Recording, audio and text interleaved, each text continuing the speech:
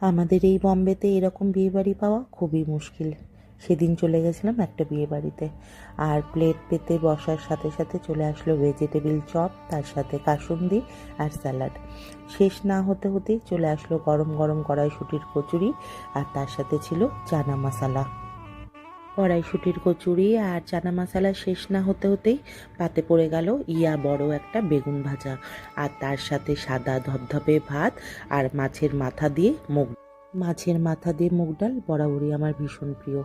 যাই হোক, মাছের মাথা দিয়ে মুগ ডাল দিয়ে আর সাথে বেগুন ভাজা দারুণ জমে গেছিল। তারপরেই চলে আসলো বড় বড় একদম পাবদা মাছের, এটা হয়েছিল সর্ষে পাবদা, ভীষণ টেস্টি হয়েছিল। পাবদা মাছের সাইজটা এতটাই বড় ছিল, একটা পাবদা মাছ খেয়েই আমার পেট পুরো ফুল হয়ে গেছিল।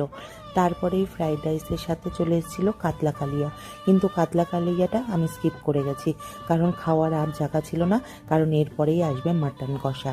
তো ভেবেই নিয়েছিলাম মাটন কষা দিয়ে ফ্রাইড রাইসটাই ট্রাই করব।